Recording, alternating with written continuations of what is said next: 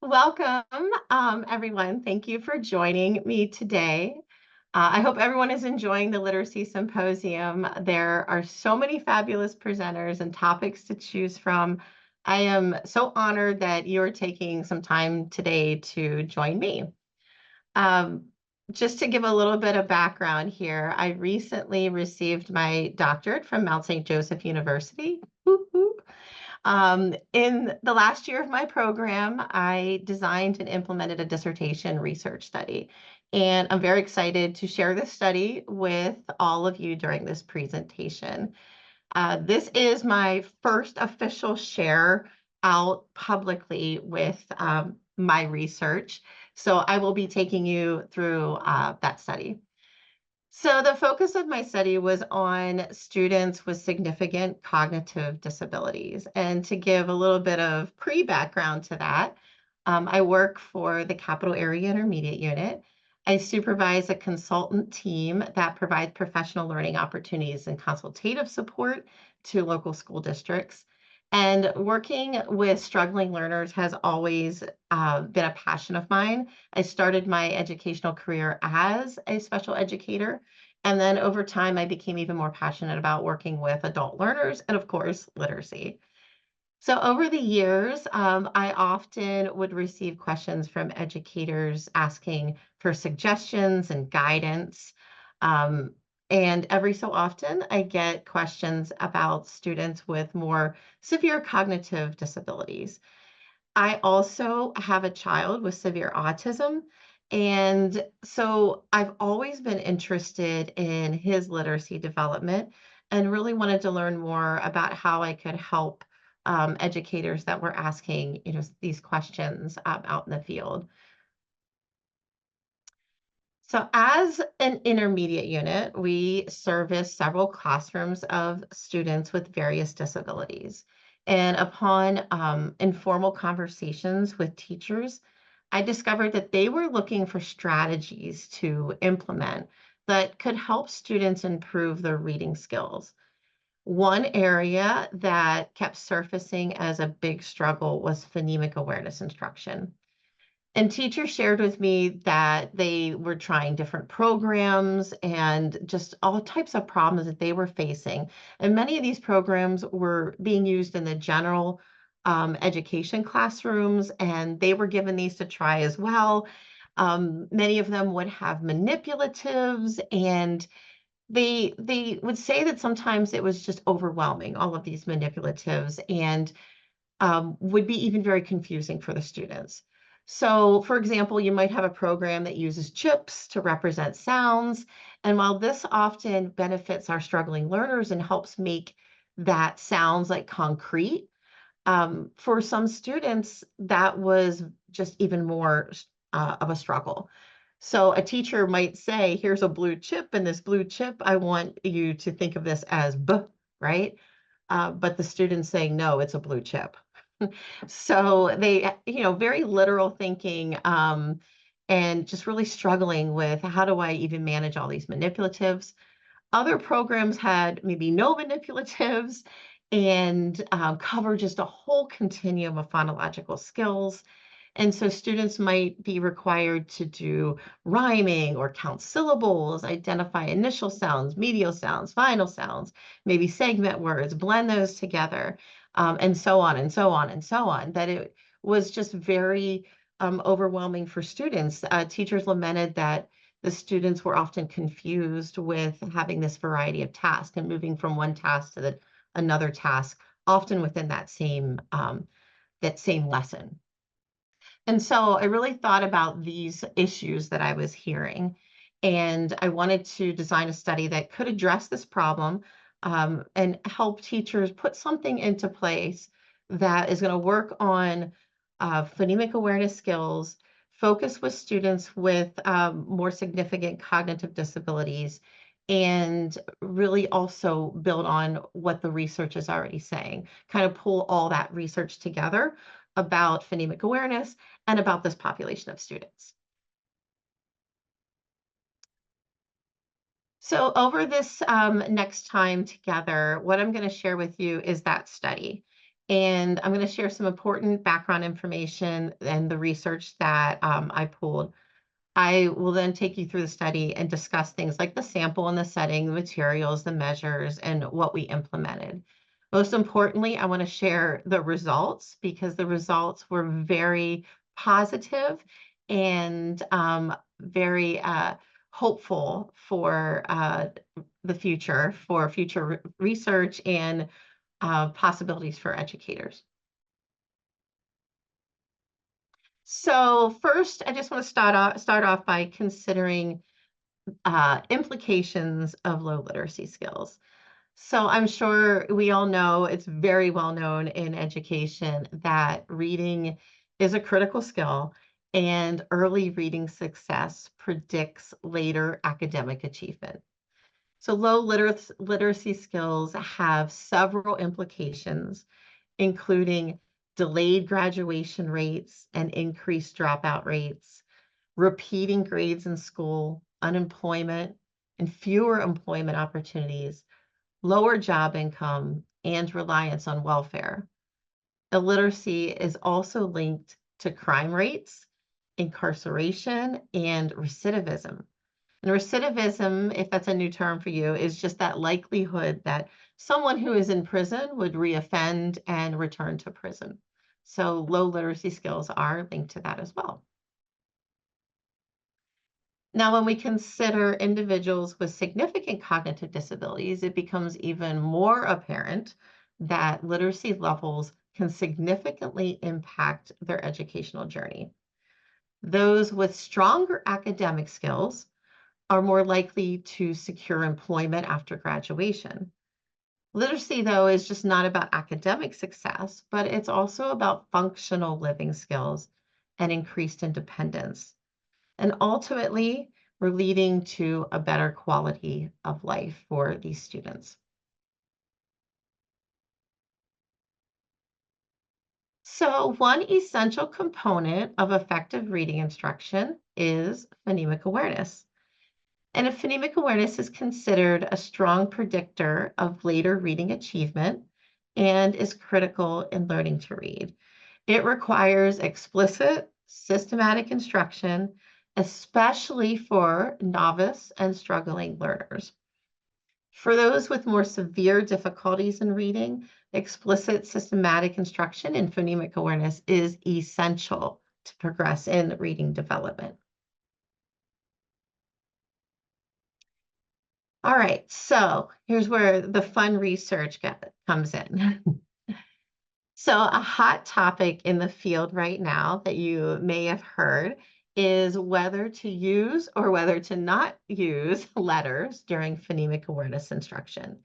Well, there is a lot of research that supports the benefits of using letters, and this research has been around a really long time. In 1999, Buss and Van Isendorn reviewed several experimental studies that researched the effects of phonemic awareness training on reading skills. And they compared many different programs. And what they discovered was the most effective interventions also were the ones that incorporated letters and letter training. One of those studies that they reviewed was by Hahn and Airy. You might notice that name, right? This was in 1983. And they compared the results of 3 kindergarten treatment groups. One group received phonemic segmentation instruction using known alphabet letters with letter tokens. And that's an important thing to remember is that these were known alphabet letters. One group received phoneme segmentation instruction with just blank tokens, no letters. And then another group received no instruction. They were like the control group. The results demonstrated that the letter and the blank tokens were more effective than no phoneme segmentation instructions. So, shocker there, right? We could use letters or not use letters, and we were going to get better results. However, the treatment group that received phoneme segmentation instruction using letters was superior to the non-letter group, but it was when they were segmenting practice sounds. So what the authors concluded was that providing a visual symbol to that sound can help that sound simple connection and facilitate the learning. So a few other studies in the Bus and Van Isendorn review also used an instructional routine called Say It and Move It. And you may be familiar with this. It is a routine that is part of the phonemic awareness program, Road to the Code, which is by Benita Blackman. And in a research study that Blackman and colleagues performed, they used this routine and along with some other phoneme segmentation activities and letter training as well. And what they did is they began incorporating some known letters after a few weeks of the instruction. And what the results from the study demonstrated for that was that the students receiving phoneme awareness intervention with those letters being incorporated in outperformed their control group. And then in 2000, the National Reading Panel, pulled together their findings on many studies that were out there. And one of the things that they indicated was that was phonemic awareness instruction was most effective when students were taught to manipulate phonemes with letters when explicit phoneme awareness instruction was provided. So what they explained was that using letters helps to apply phoneme awareness skills to reading and writing. Teaching blending using letters helps children to decode, and teaching segmentation with letters helps them to spell. I love that conclusion there. I'll say that again. I think that's really important. Is teaching blending with letters helps children to decode. Teaching segmentation with letters helps them to spell. And then finally, Linnea Airy also has suggested over time that using letters instead of chips or instead of tokens is beneficial, but to do this once students know the letter sound correspondences. So I hope like sharing, kind of summing up this, a lot of this research that you hear like a few different things in this. Something about using letters is beneficial, but we also want to make sure there's some letter training or that we're using known letters in there. We want to make sure there's explicit phonemic awareness instruction, some sort of an instructional routine. So these were some of the things that I pulled from that I thought was important for using letters during the instruction.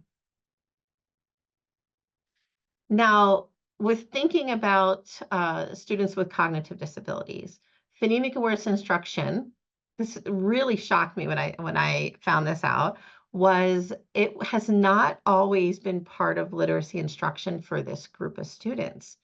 In fact, in 1993, there was a study by Kosu and colleagues, and they actually advocated against phoneme awareness instruction for students with significant cognitive disabilities. They said it just wasn't going to be beneficial for them at all. Don't even do it. So it's nice that since then there has been lots of research now that has determined that there is a relationship between phonemic awareness and reading outcomes. Even for this population of students, phonemic awareness instruction is beneficial and is something that needs to be part of the literacy instruction. So we have to think about, though, modifying instruction. And in another study by Connors and colleagues, they suggested that the instruction be designed to reduce the demands on working memory and incorporate individual characteristics and preferences for students with significant cognitive disabilities. Other researchers suggest that we provide visual scaffolds and limit tasks and use things that are previously mastered content. So I really pulled from a lot of what that said and thought about, well, we should use known letters, known letter sounds, and reduce the cognitive load on that working memory and provide that explicit instruction, use a routine, incorporate the letters, have them already known and mastered as we incorporate them in the routine. So pairing letters with phonemes during phonemic awareness activities not only will help to facilitate decoding and spelling, but it's also going to provide that visual scaffold that these students can benefit from, and it's going to help support their working memory. Okay, so I'm going to get into what this study looked like here. So just before I do that, just a quick review on the important things here. After reviewing this, the research highlights that it is very important to have phonemic awareness instruction and potentially can be beneficial for using letters during the instruction. It was my thought that since students with significant cognitive disabilities often struggled with working memory deficits and required modifications, that to make learning more visual and concrete, I hypothesized that using letters instead of chips during the phonemic awareness instruction could be beneficial for this population. So the study presents an approach that investigates whether using letters instead of chips during a phonemic awareness intervention could enhance phoneme segmentation and basic decoding skills in students with significant cognitive disabilities.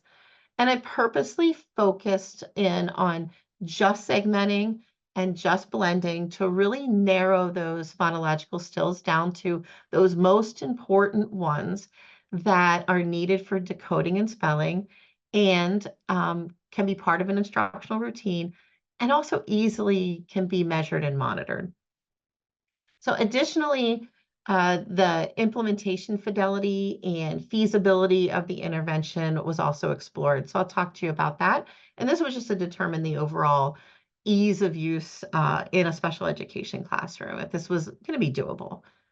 So this study hopefully significantly contributes to this small but growing body of research that's focused on reading outcomes for students with cognitive disabilities.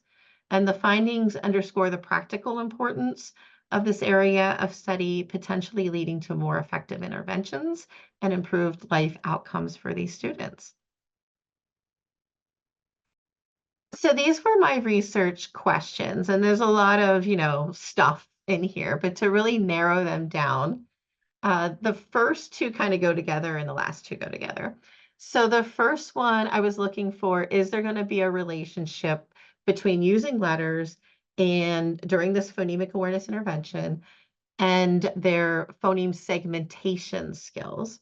And the second one, is there going to be a relationship with using letters during this intervention and basic decoding skills? So looking at two things, same intervention, but going to measure phoneme segmentation and going to measure basic decoding.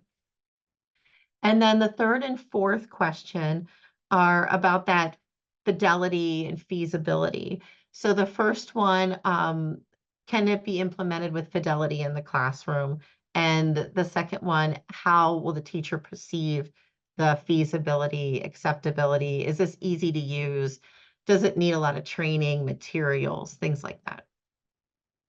So for these, I hypothesized that using letters would positively impact phoneme segmentation and basic decoding skills. And I also hypothesized that phonemic awareness intervention would be easy to implement with fidelity and acceptable to use in the classroom. Okay. Now, hopefully you like data if you're here, because I want to share what the data was with before and then the results during this. So the setting of the study was a self-contained full-time special education classroom in a rural school in central Pennsylvania. There were 3 students, and I know it's a very small sample. It was a single case design, but we have a very small population of students, so I realize we're basing things on 3 students here. The 3 students were Leo, Gianna, and Riley. Names have been changed. This is table 1 showing those demographics of these students. So you see I had 1 male, 2 females, their ages, the grades, and race. All 3 of them had an intellectual disability, and all 3 happened to be diagnosed also autism spectrum. And then in the second table here, this is showing us the inclusion criteria data. So to be a part of the study, they had to meet specific criteria.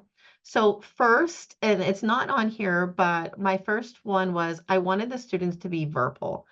And so that kind of removed some of the other students from this. And I totally think that this could be done um, with students who are nonverbal that can communicate with some AAC devices, but I didn't want to throw that in for the study purposes. I wanted, to keep something that was the same. So I know that has been a question over time that I get is, well, what about students that are nonverbal or using communication devices?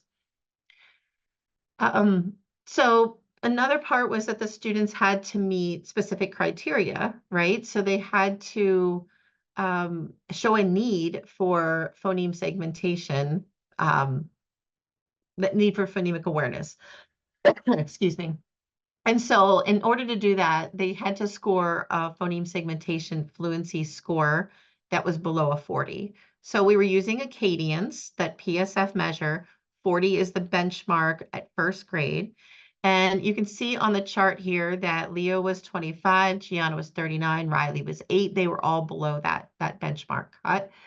So that would indicate that there was a need for additional support in phonemic awareness. Another thing that I wanted, remember, I wanted to build in known letters. I needed to know that they knew some letters and letter sounds. So we used the Haggerty letter identification and sounds assessment. Um, and it's only because that was one that was available and familiar. I think any letters assessment would be able to do the same information. And so we collected in the Haggerty assessment how many uppercase, lowercase, and letter sounds that they could identify. And so you can see looking at those, these students knew quite a few of their letters and letter sounds. So that wasn't going to be much of an issue with them. I used 4 measures throughout this, and these were the first 2 were ones that were familiar to the teacher. During this study. So that was to assess the phoneme segmentation skills. I used the Acadian's phoneme segmentation fluency assessment, and to assess basic decoding skills, we used the Acadian's nonsense word fluency assessment. And with the nonsense word fluency assessment, we did collect data for both the nonsense word fluency correct letter sounds and also the whole words read data was collected. Then to look at that treatment integrity, that fidelity, there was an intervention fidelity check. And to look at the social validity, that was an intervention evaluation survey that was used at the end of the study. So the fidelity checks were either conducted by myself or I had an instructional coach that helped for part of the time.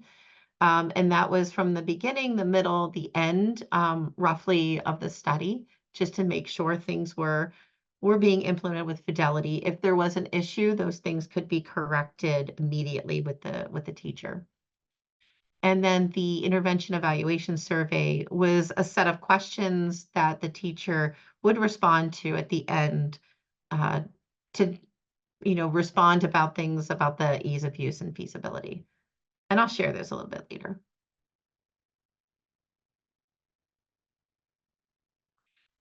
All right, so I kind of talked about these already, but the first one, and you'll get to see when I show you the data a little bit better, was I used a staggered start.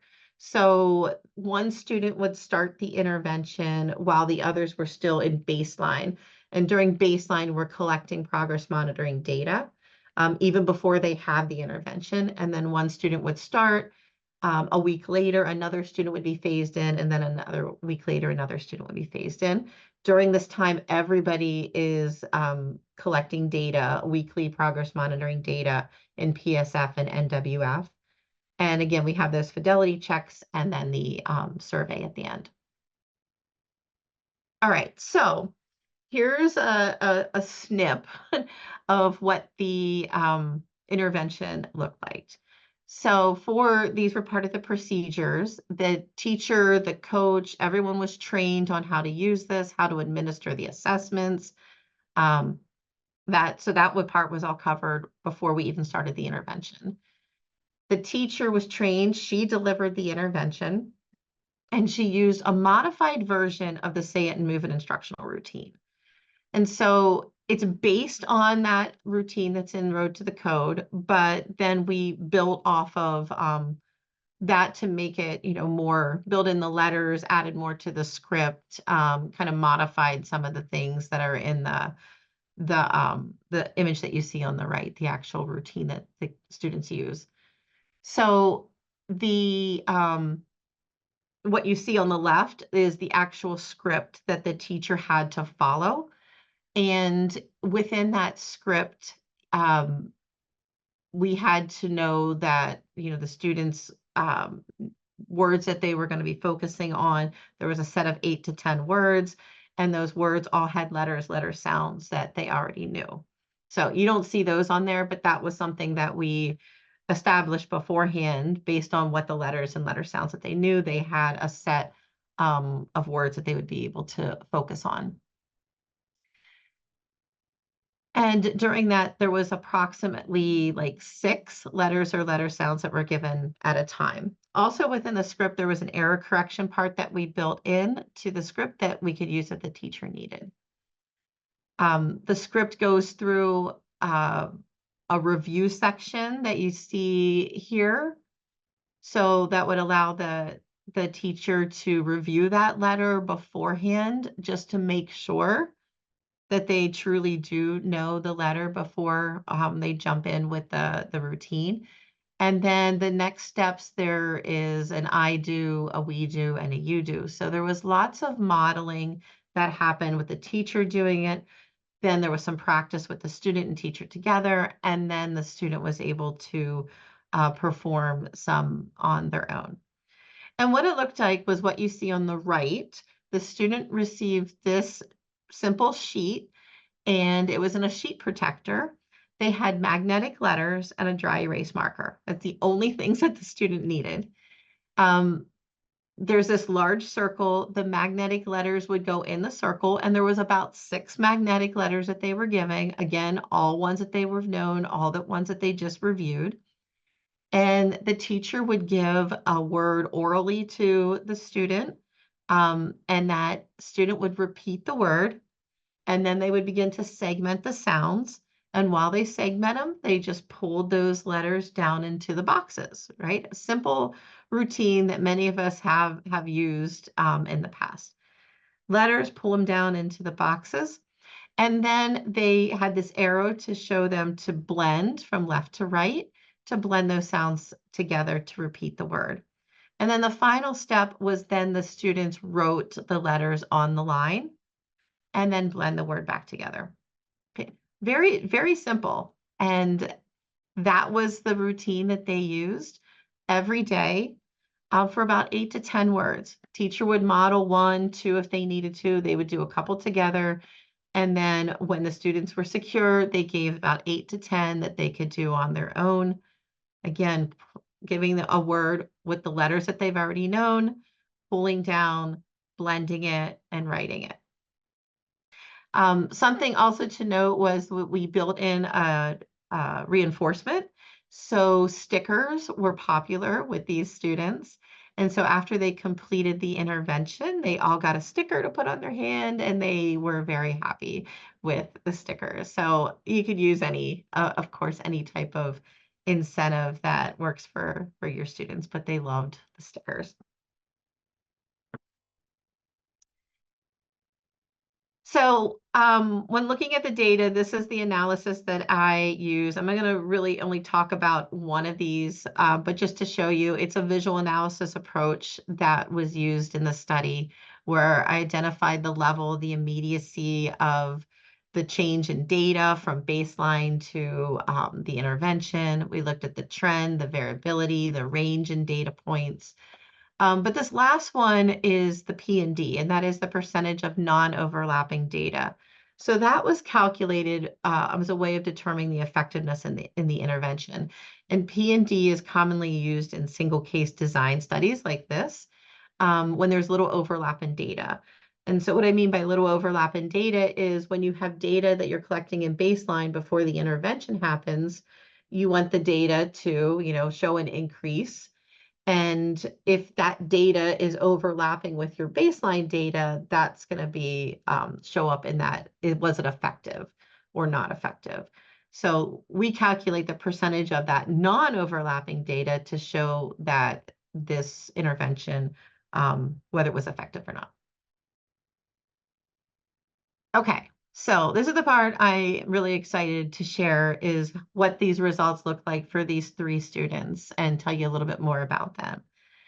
So the first one here I want to show you and explain what you're looking at here is this is all the 3 students and their phoneme segmentation fluency data. So to kind of orient you to the graphs here, you see Leo, this is all of Leo's graph. Gianna, this is her graph. And Riley, this is her graph. The y-axis shows the score for the phoneme segmentation fluency.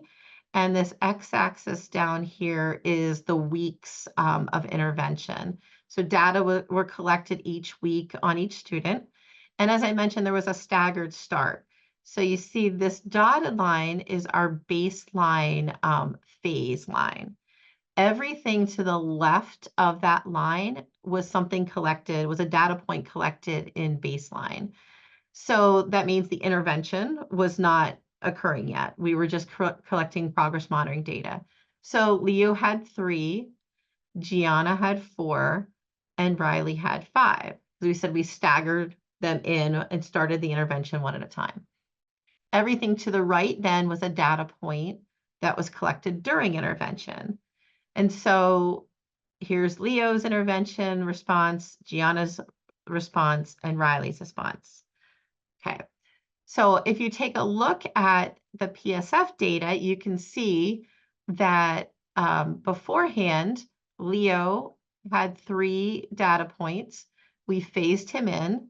He started the intervention here on week 4, and he has this nice progressing, accelerating trend. Only a little bit of overlap in data here. You see how he had one that was high and then this came down right there, but then all the rest were up. That's kind of what I mean by that overlapping with data.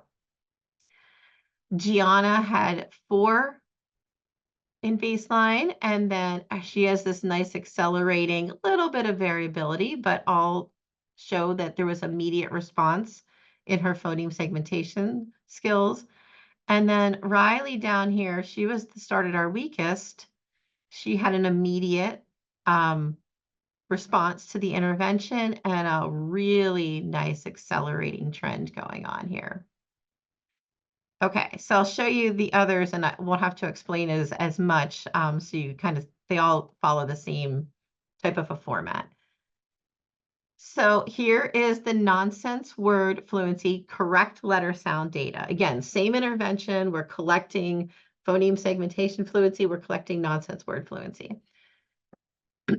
So for the nonsense word fluency correct letter sounds, all 3 students demonstrated immediate gains once again. You see right here was a jump, right there was a jump, right here was a jump. Leo's trend was accelerating, and Gianna's jumped up and became a little bit more stable.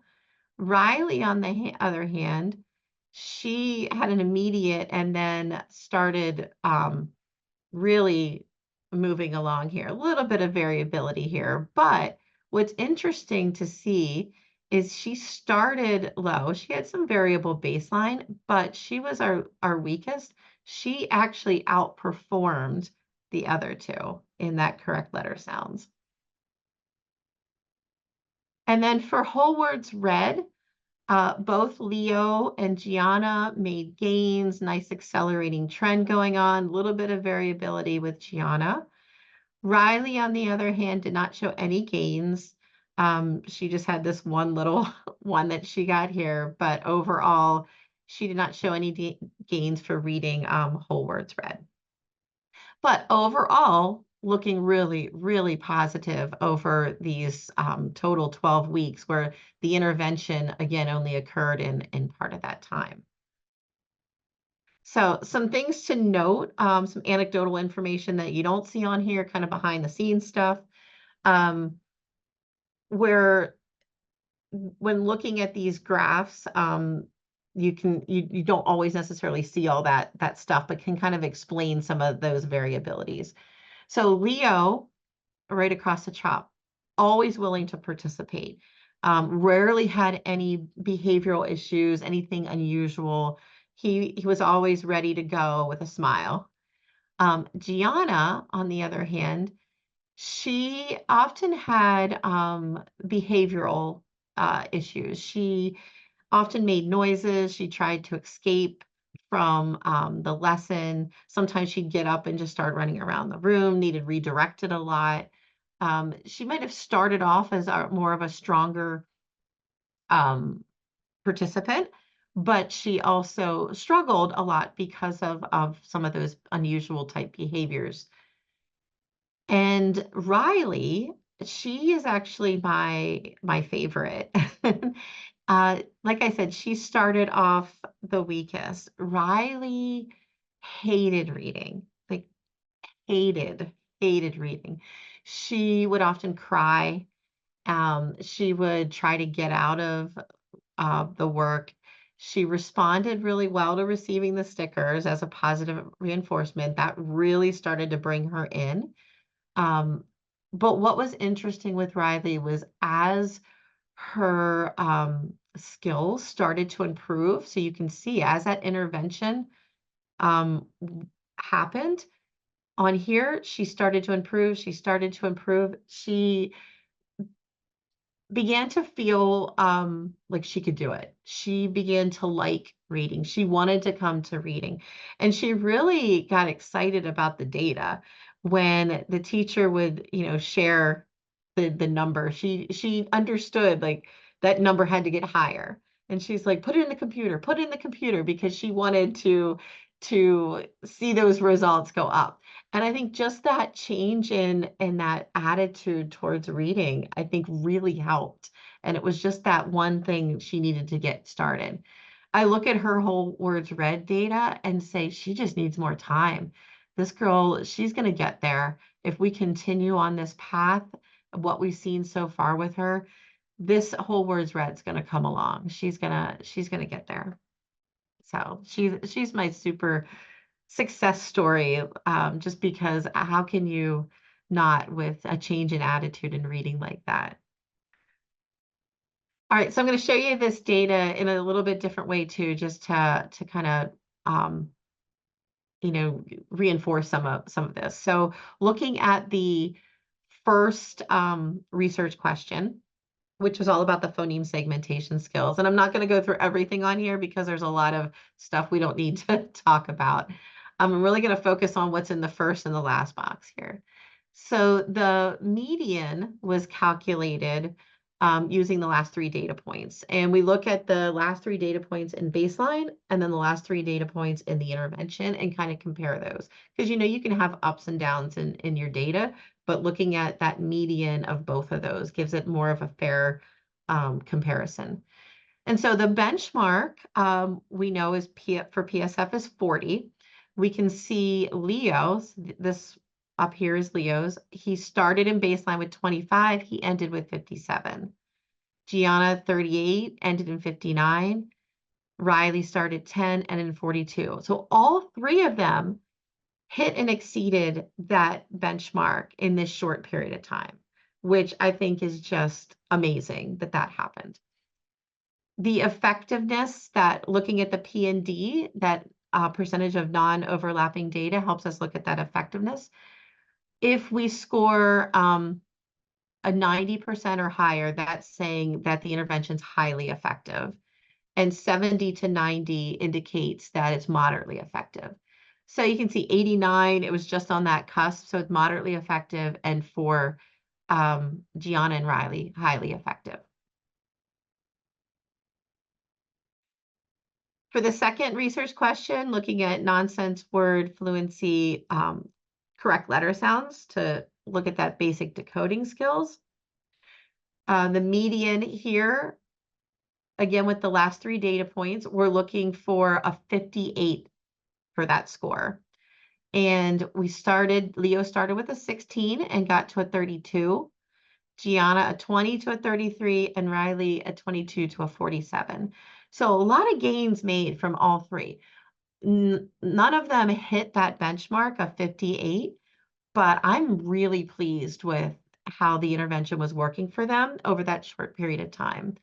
The P&D shows that they had 100% for all 3, showing that it's effective, highly effective for all 3. So again, even though this is 32, 33, and 47, 47 for her, I just blows me away that she outperformed the other 2.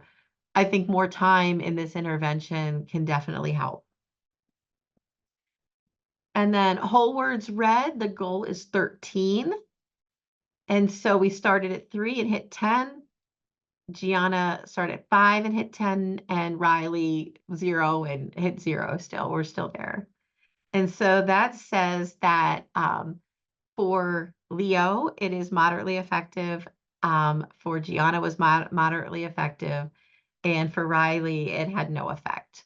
And again, let's time, right? More time in the intervention. I think we could see possible potential, more better results there.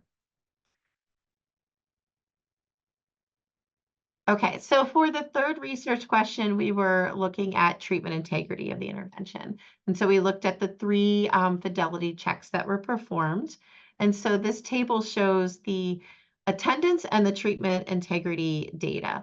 So here, the first part is very interesting to me is the attendance. And this kind of helps explain some things that might be occurring in the data as well. So number of days present, number of possible days, that's talking about the intervention. And so we phased in each student. So they're going to have different numbers of how much intervention that they received. Leo had 41 possible days of intervention. He was present for 37 of them because he was absent on 4 of those days. So his attendance for this intervention was a 90%.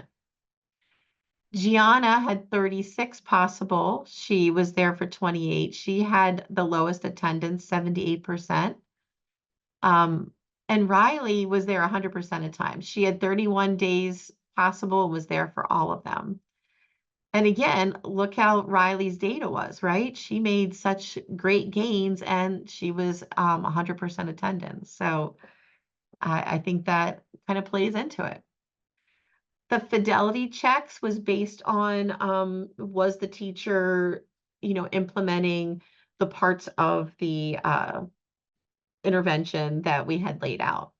Did they do the error correction correctly? Did they have all the materials and follow the script and things like that?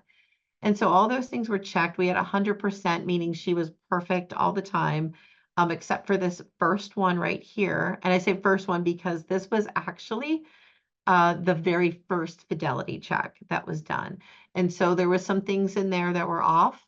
Right afterwards, the coach was able to talk to the teacher and correct some of those things. And from there on out, everything was great. So that was successful.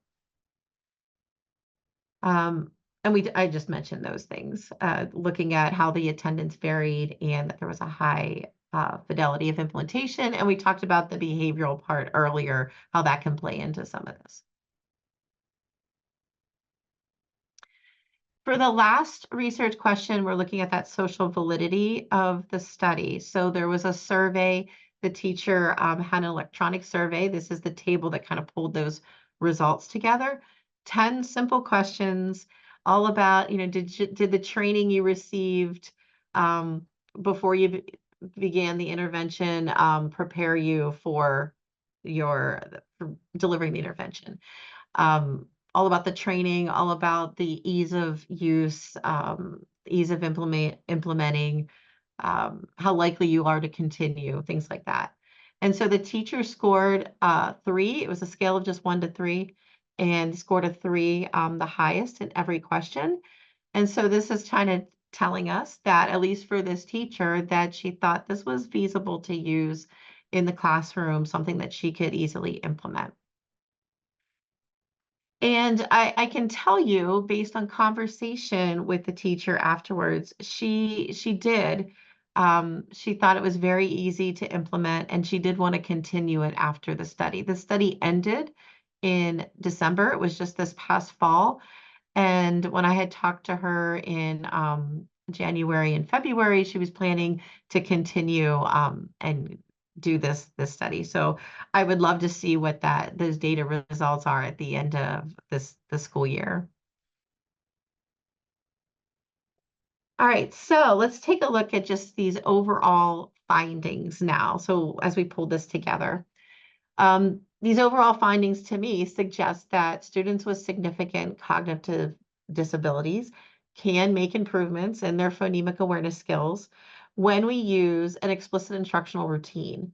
And integrating known letters appears to be beneficial, and it can impact the phoneme segmentation and the letter sound skills. These findings also suggest that using letters with an instructional routine, such as the modified say it and move it routine, is something that can be feasible in a special education classroom and easily implemented with fidelity. And we don't need lots of manipulatives and lots of programs. This is something very simple that can be implemented in the classroom. There are some limitations just to note. First of all, I mentioned, I know it's a small sample size, so that makes it very difficult to generalize these results when you have 3 participants. And those 3 participants representing all students with significant cognitive disability. So that's definitely a limitation. Something else to note that I didn't mention is I had to step in and do a couple of the fidelity checks as well. The instructional coach unexpectedly had to be out on a leave. So I came in and filled in. That just leaves the possibility of potential bias in there. It also should be noted here that when we're talking about these benchmarks are at a first grade level.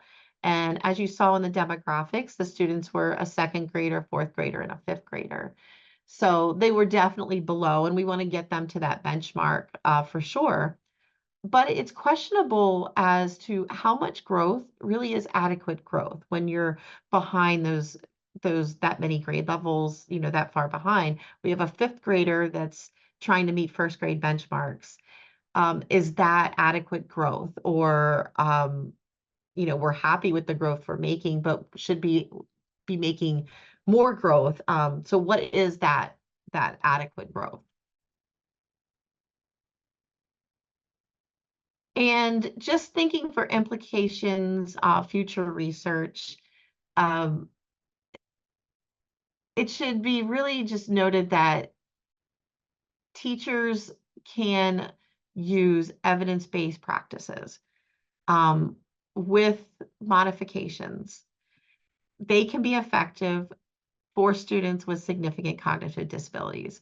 We look at this as an example. We take something that has been used in the classroom, pull from what the other research is saying that we can use this, and make some modifications for this population. Um, as I mentioned, it's a hot topic in the field of using letters and not using letters. I'm advocating for using letters with this population of students because it's providing that visual that is necessary. Now, if they didn't know the letter, that's gonna, have a whole other mix to that. We'd have to build in the letter training to go along with that, which I still think it's possible. So maybe that teacher could start with no letters and build in letters for something like that. But interventions that are evidence-based practices can be implemented in intensive classroom settings. Um, Future research is really needed to continue on here using something like larger sample sizes, other types of cognitive disabilities, um, and a study that allows for students maybe to receive the intervention over a longer period of time. I know one thing that often students need is, a long time in the intervention, right? This was a short period of time. We typically say 12 to 16 weeks with many students, and students with disabilities take even longer. So this was the fact that we saw those results in a short period of time. I am very excited by that and very hopeful for the future. So this QR code, if you are interested in the gazillion references that I have, instead of putting them on the screen, you can access all the references there. There's lots of different articles and books that I use throughout my whole dissertation. That's there. Some things that I didn't even discuss here today. And then I can come back to that and put that up if anybody still needs that. I just want to say a quick thank you. Thank you all for joining me today. But I also want to say a special thank you to Dr. Stephanie Stoller and Dr. Beth Corbo. Dr. Stoller was my dissertation chair at Mount St. Joseph University, and Dr. Beth Corbo was on my committee, and they are two amazing, amazing professors. And because of them, they gave me such guidance and help in co-authoring this study together. So I wouldn't have been able to make this possible without them.